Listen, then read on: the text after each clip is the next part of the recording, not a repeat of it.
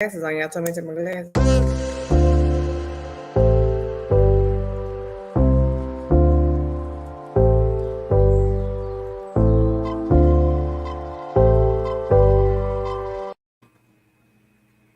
Hello, everyone. Great evening, great Monday afternoon. Thank you so very much for hanging out with us once again. Chosen Pen, conversations with Chosen Pen, I should say. Today's broadcast, along with the broadcast that we're going to share over the next few days, are going to talk about the theme or be centered around the theme of your book is your business card. Can you get excited? You know, you're in business for yourself. For those entrepreneurs or aspiring entrepreneurs, have you ever thought about your signature book to complement the services or to complement what it is that you provide in the way of services and products to your general community? It can be very much a part of the master plan or the blueprint for your business success. Lady Norma, thank you so very much for affording me an opportunity once again to be with you. You want to say anything to anyone before we get started and meet our awesome guest?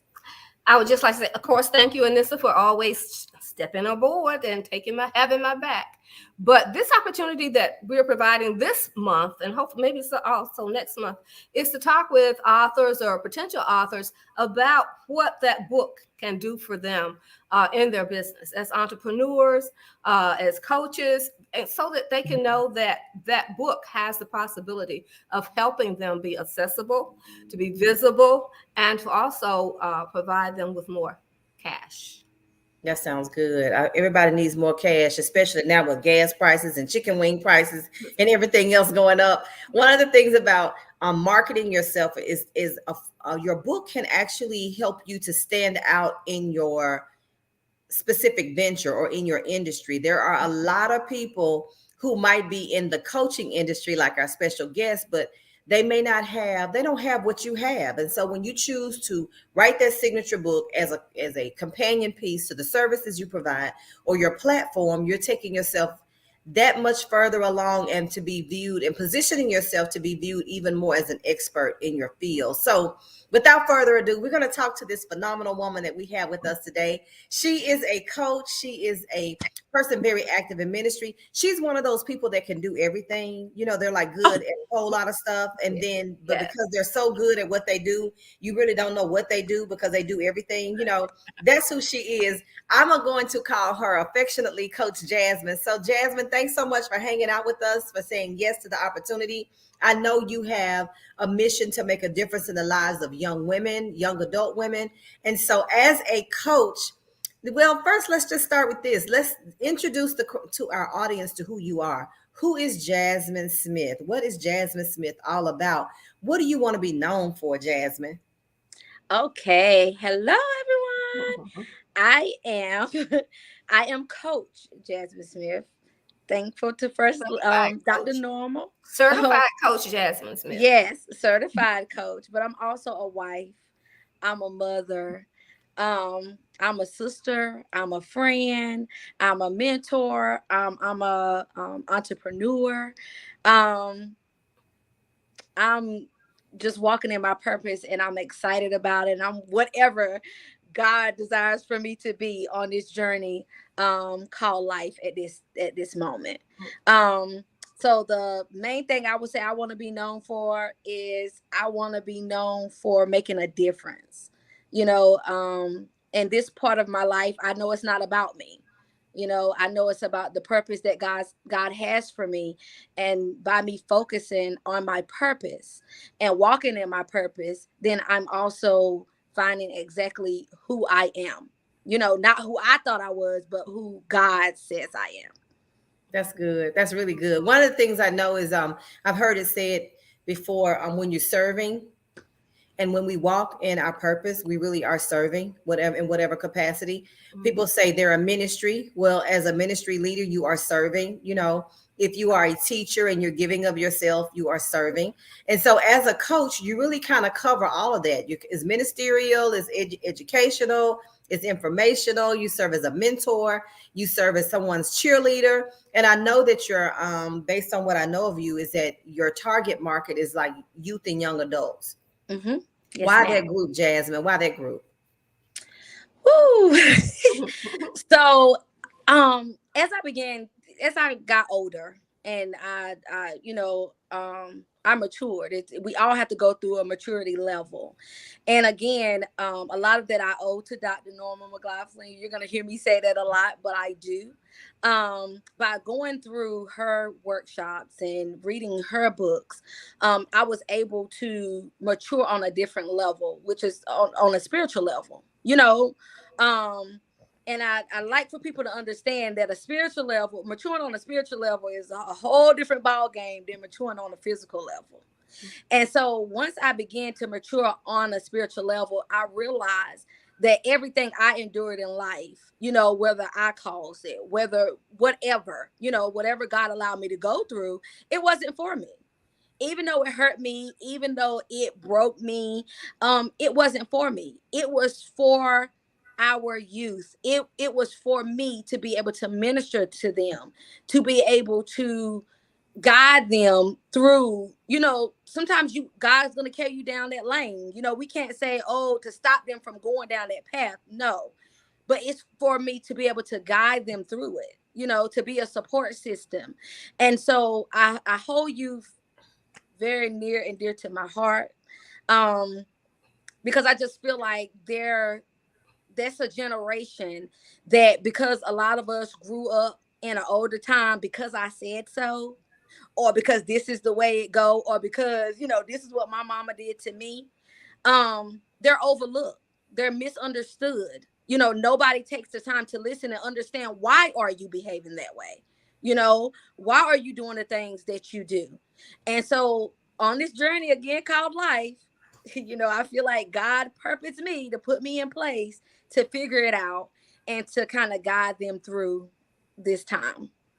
That's great. That is great. That is great. So rumor has it is that you've made a shift in your life, and you're starting, I introduced you as one that does everything. I mean, literally, I'm not going to even go into that, but anyway, you are gifted.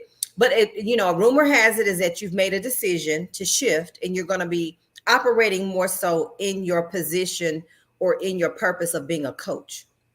Yes. And I know you have been serving as a coach under a ministerial capacity, as with your church and things of that nature. But I understand that you're branching out, not just from that. I'm not saying just for that, because that's important, but much of what we do, especially in the Christian community, we tend to do it behind the four walls of the church, but we don't do it outside the four walls of the church. But I understand that you've made a decision to take it outside of the four walls of the church, right? So yes, this is going to be your entrepreneurial platform. I'm excited for you. So tell us, in your mind's eye, if you've seen it already, where do you see this business going in the next, 3 to 5 years? Ooh, 3 to 5 years from now, I see me traveling international. I mean, I do. My goal is not only to reach youth in the local community, but to actually be an inspirational speaker and to go all over and transform lives and minds all over. And so for me, this is big for me, because we're talking 3 to 5 years. I'm talking by next year. First lady, can you fly with me here? So my goal is to just go 3 to 5 years. I just see me all over billboards, all over social media platforms. Yes. I just see me international. I just see me all over the place. And again, not for my purpose, but for God's purpose, to make a difference, right? Mm-hmm. To make a difference. Lady Norma, anything you want to ask Jasmine? You know her far better than I do. Well, Jasmine, you haven't exactly talked about how the platform that you're using to do this. And we know that here, a couple of years prior COVID, of course, that you did have this ministry called Raising Esther. So let's tell us a little bit about what that is and what your expectations from that. Okay, so Raising Esther's was it was an outreach program that I did do, and thank God for New Life Christian Academy, New Life Bible Church. I was able to have a place to bring these young ladies together once a week. We focused on self-love. We focused on forgiveness, forgiving yourself.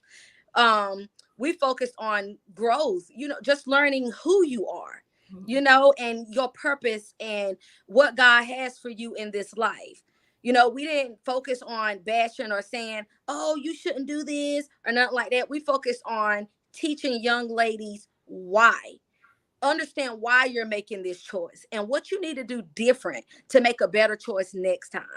And so it was awesome. I think by the time we ended it, first lady, I think we ended up with like 50 girls. It was an awesome experience. It was an amazing experience. We ended up doing a gala at the end, and I'm gonna tell you, to hear some of those parents say, I've never seen my daughter put on a dress, you know, or I never seen my daughter have so much love for themselves.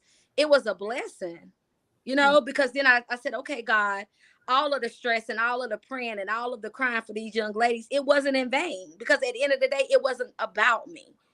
It was about God's purpose for them. And so it was an awesome experience. But we're going to have part 2 of Raising Esthers. We are going on a different little path, and it's called Gear Shifters. Because in this season, we're going to be teaching youth and teens how to shift gears, you know, from the negativity of the world and society, and switch them gears on a positive road. That's good. That sounds really good. Learning how to pivot. Everybody needs to learn how to pivot. We have some adults that need to take their class on how to shift gears. That's one of Jasmine's favorite things is pivot.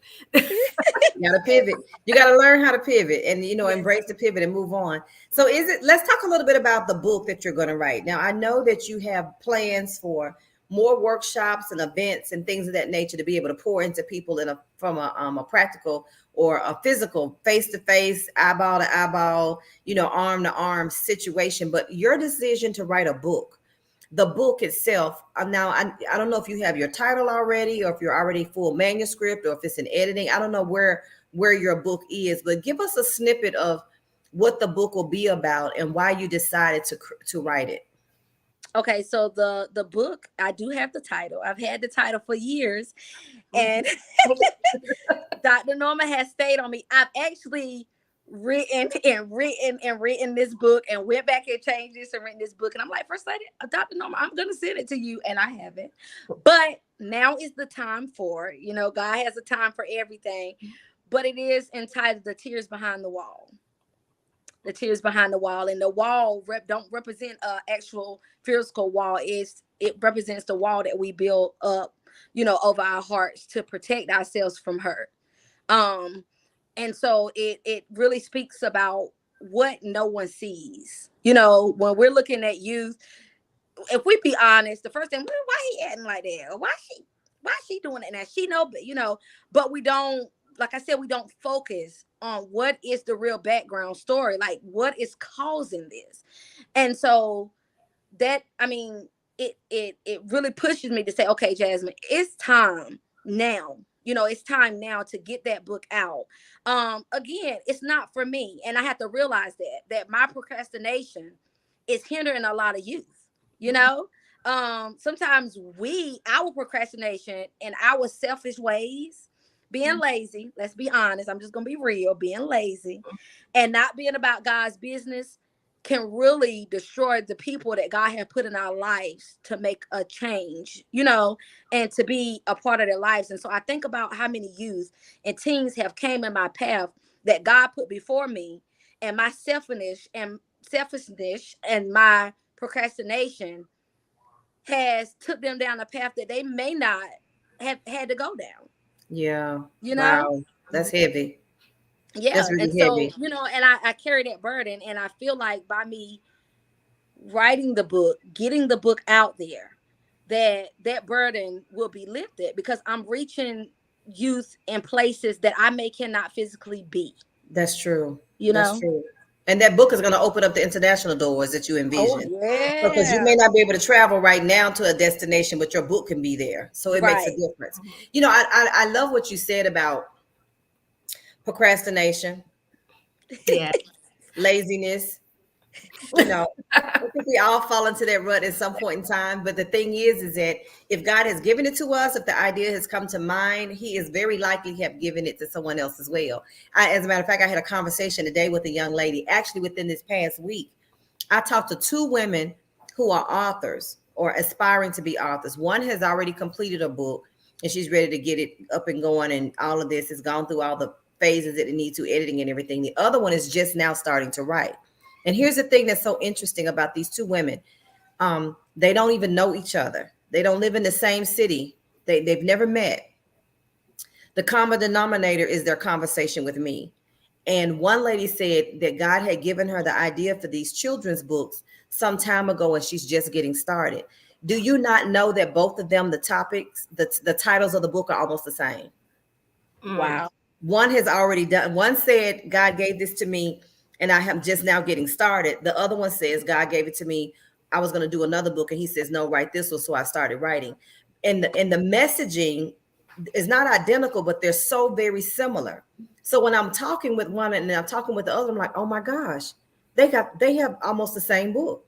So yeah, Jasmine, when we don't move, it's kind of like, listen, sis, I'm not going to be asking you. Listen, I'm going to go talk to somebody else. Right. Because what I want to come about is going to happen whether you cooperate the or not. rocks will cry out if nobody else does. Yeah, and we miss out on our own blessing. You know, I look at it that way. Like, okay, God, what doors were you gonna open for me that I missed out on for being lazy and disobedient? You know, so yeah, it is. It's amazing. The Bible tells us that our gift makes room for us, and a lot of times what we don't see as a gift, other people see it and go, "Why don't you just do it? Why don't you just do it?" And we discount it, or we procrastinate, or we, out of fear or laziness or whatever term you want to use, we don't make the move, and everybody else around us is saying, I don't know why she doesn't do it. I don't know why she doesn't do it.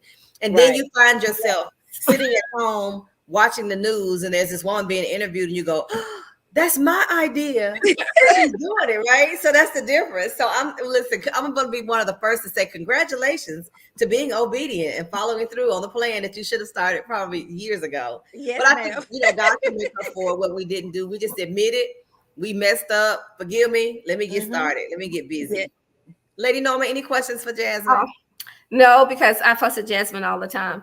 And then so she's I don't know of any person that God has gifted more than he has given her gifts.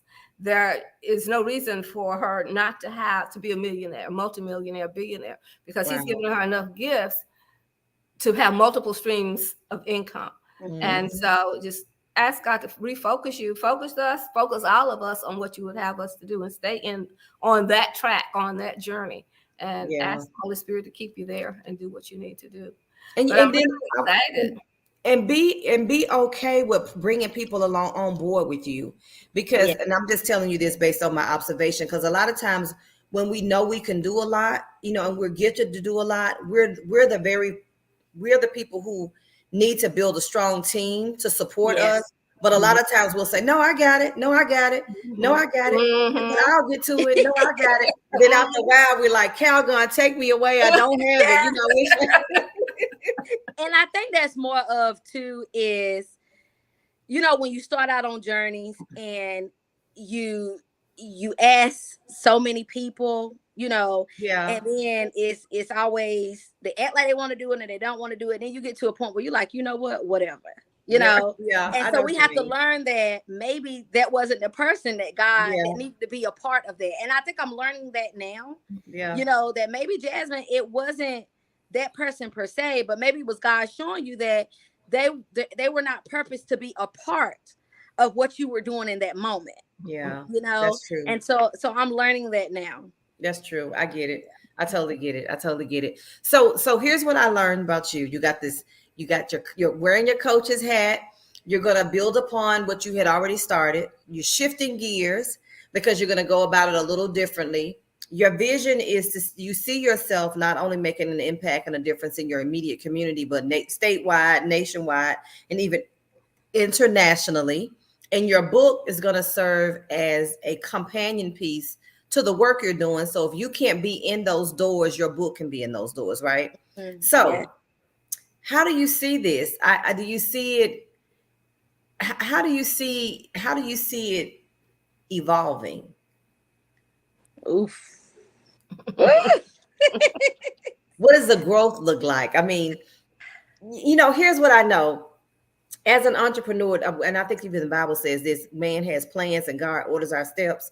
So we gotta, we could say, okay, God, I'm trusting you, and there's nothing wrong with that, because we should say that. But there still needs to be something put on paper, so we may have to, our goals, the dates of our goals may have to change, but we don't change the goal. So have you set the goal for where you see, how you see it evolving, or have you just kind of like, let me just start here with this book, and then I'll put all the other pieces together? Yes. So with me, I am what I like to call one of the gifts that God has gave me to is a visionary. I'm a big visionary. I'm real big on write the vision, make it plain.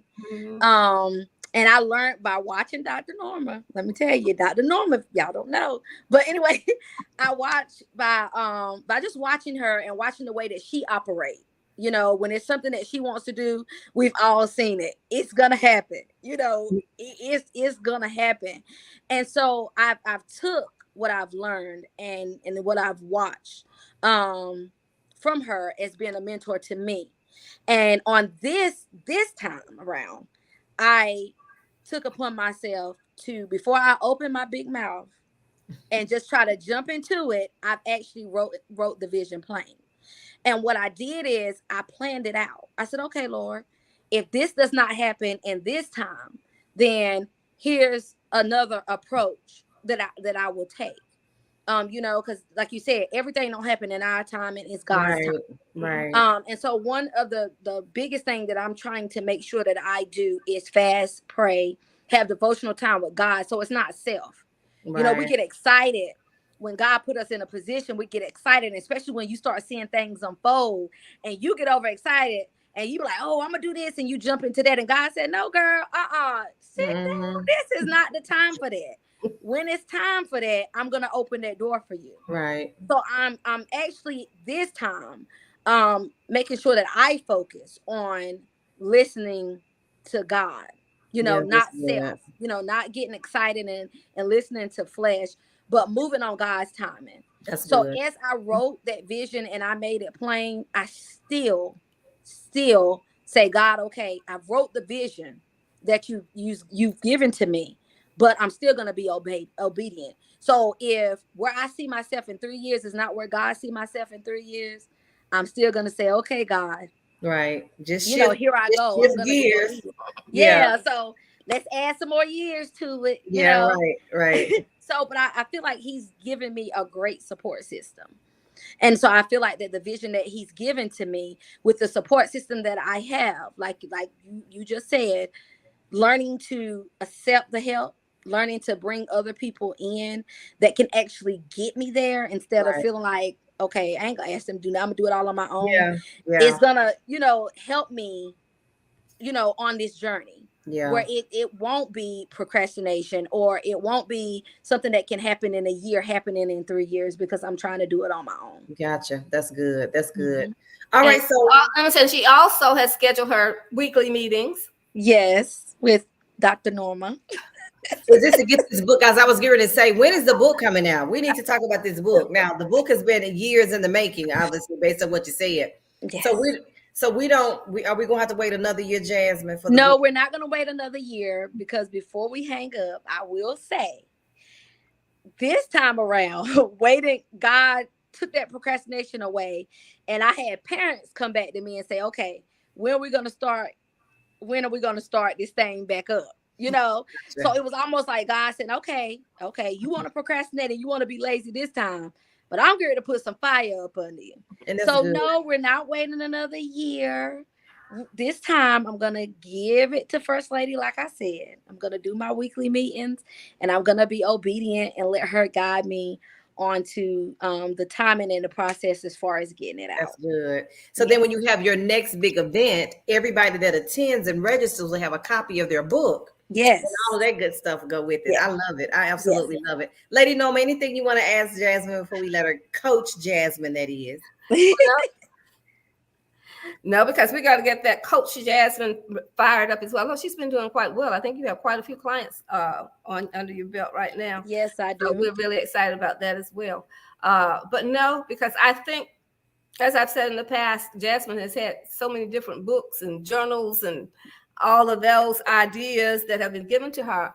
But we're going to focus on this one book and one journal and get them out in a timely manner. That sounds And good. she has promised God that. She didn't promise me. She made that promise. That's good. That's good. And you know, things sometimes happen that'll cause a delay, but as long as the goal is still there, you could change the date. You're still working towards, you know, towards the completion of it. I'm excited for you, Coach Jasmine. And so from here on out, you know, that book will be distributed and shared, you know, and considering the time that we're in, a lot of kids are dealing with a lot of things emotionally and mentally. COVID, when COVID came, it brought a whole lot of crazy with it. You know what I'm saying? So some things were already there. There was already an undercurrent, but it's more visible now. So I see the work that you're planning to do. It was important before, but it's even more important now, for sure. Yeah. And before we go, I'm gonna go ahead and put it out in the atmosphere. So I kind of see a teen anthology coming on in our books, Dr. Norma. So yeah, so I have about three girls that's kind of ready to release that you know, their stories. I've had them for a while, but I've been waiting on them to feel comfortable with me sharing them. But I do see that in the works. I think we have coached them to the point now where they're ready to, you know, release those stories to help someone else. That's awesome. That's awesome. Okay. You're on to a great thing, Jasmine. This is a great work. So I congratulate you. So excited about your book coming out to complement the work that you've already been doing that you're going to take to the next level. Definitely Dr. Norma McLaughlin is an awesome mentor. Honey, she'll have you doing stuff you didn't want to do, but you're doing it anyway just because she told you. I told myself she has a velvet hammer. She beat you up and you don't even know it until later. You kind of like, that was she had you doing stuff you didn't even realize was in you. And then when you started, it's like, oh, I can do that. I know, like oftentimes I'll tell her, thank you so much for volunteering me for this assignment. You know? But every assignment, Dr. Anissa, you've been amazing. You've been amazing. Did she pay you to say that? Did she pay you to say that? Thank you. Because Anissa, I have to thank her so much because I said, so girl, you know my heart, you know my mind, you all just can step right in and do what I need to do.